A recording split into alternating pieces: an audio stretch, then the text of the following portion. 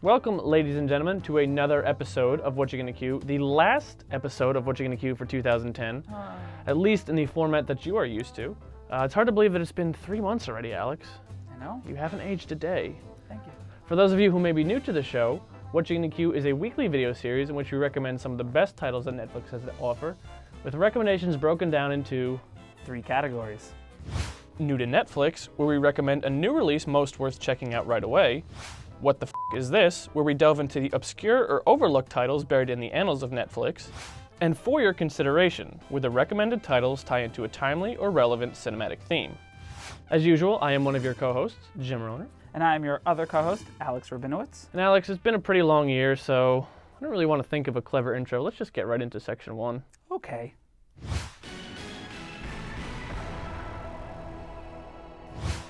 Illustrious and anonymous street artist Banksy turns his talents to filmmaking with Exit Through the Gift Shop, the world's first street art documentary. French documentarian Terry Guetta explores this underground phenomenon, capturing the likes of everyone from Invader to Shepard Fairey. But things go haywire when he collides with British mastermind Banksy. Street art is this movement in modern art that has been picking up steam for the past 10 years or so. It features many talented artists taking to the streets, tagging walls, stencils, giant stickers, you name it, all in the name of making a statement and saying something.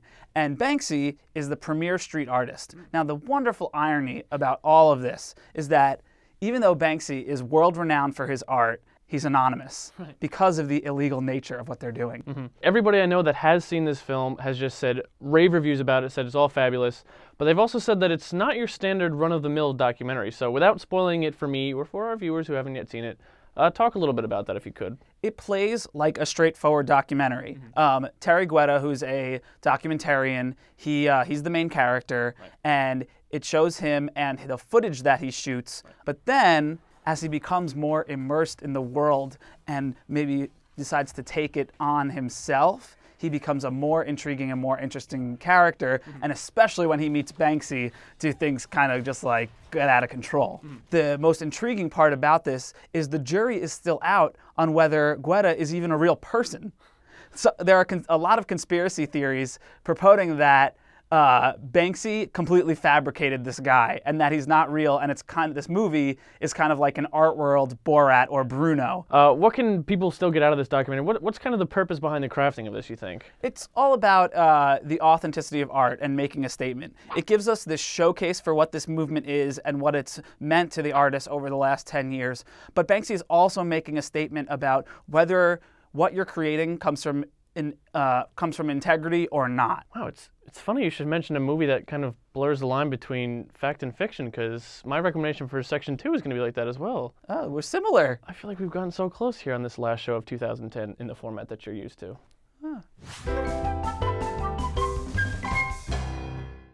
My recommendation is My Winnipeg. In this surreal mixture of comedy, drama, documentary, and re-dramatizations of actual events, Canadian filmmaker Guy Maddin attempts, through catharsis, to finally be released from his hometown of Winnipeg, Manitoba. In the process, Maddin ends up crafting a bizarre love note to a family, city, and history that is stranger than fiction. And Alex, if people out there are fans of Guy Maddin films, they know that his films are very difficult to categorize.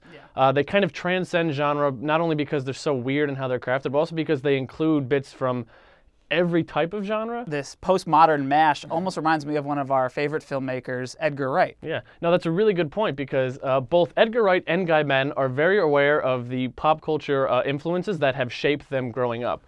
The difference is that while Edgar Wright likes to incorporate them into a kind of wink-wink, nudge-nudge moment that enhances the story he's trying to tell, Guy Maddin really isn't concerned on how to use them. He just kind of throws them all into this giant pot and mixes them together and just kind of likes to see where that will take us. Sometimes he's not even sure. He's kind of almost Lynchian in that sense. Yeah, My Winnipeg it's so bizarre. You know, he makes a really almost weird movie, and you say it's engaging, but I'm a little concerned that there might be a disconnect. What's really great about My Winnipeg is that the emotional engagement comes not from following a character protagonist, but almost from following the city of Winnipeg as a protagonist. Oh. From beginning to end, Guy Maddin is kind of intertwining these ideas of his stories growing up as a child, but then also the stories of the city itself. And by the end of the film, you just have this complete portrait of this broken, kind of crumbling city that, despite all of its flaws and all of its, eccentricities, you really feel like you've been there before, and you feel like, it's got a kind of certain charm to it. It's really just kind of cool how,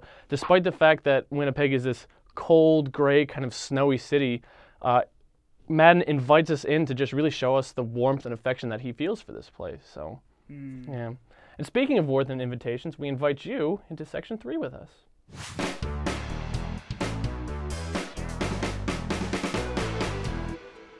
Had you tuned in last week, you'd know that this week is the second part of our non-exclusive Faith Month. P.S. Please don't sue us.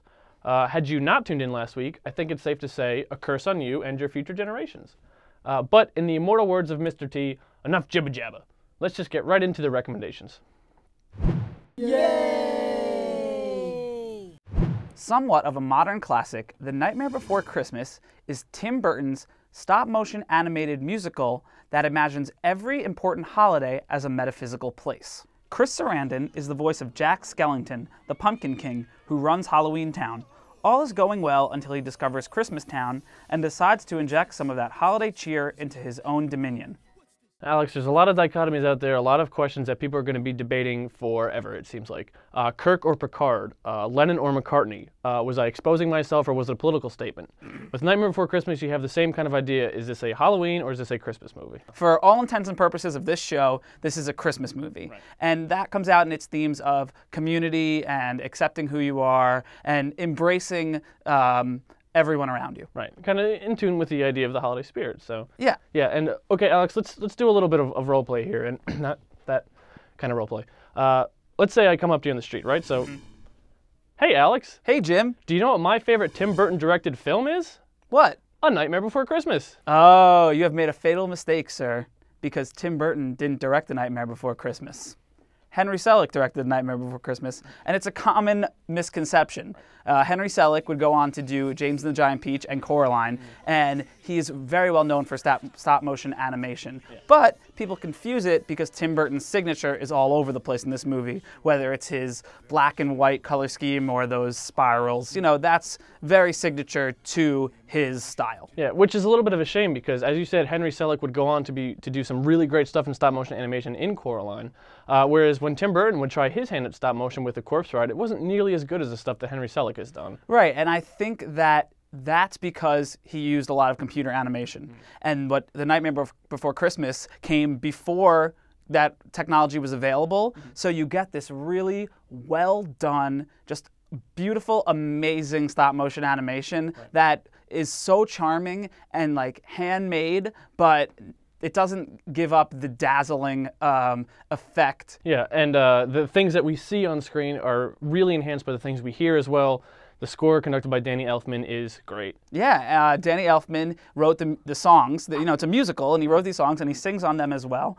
And they're well crafted, and they fit. They've got that kind of gothic but playful style that makes this movie somewhat of a modern classic. Yeah, I would agree. And Henry Selick, New Jersey-born filmmaker. Few people know that. But I feel I should preference my recommendation by apologizing to any of our foreign viewers, because I'm sure I'm going to butcher some names, including this one, which is Joyeux Noel. That sound about right? Mm-hmm. Okay. At the peak of World War I, German, French, and Scottish forces agreed to a ceasefire on Christmas Eve, 1914. What starts out as uneasy courtesy develops into rapport and intimacy as the fighters on both sides come to realize and respect the humanity of their supposed enemies. Written and directed by Christian Carion, the film stars Diane Kruger, Benno Furman, Guillaume Canet, Gary Lewis, and Daniel Bruhl. And now, Alex, tying into our faith theme, Joyeux Noel takes place at Christmas, and there are certainly a lot of Christian characters in the film. Gary Lewis plays a Scottish priest, but it is not exclusively their story.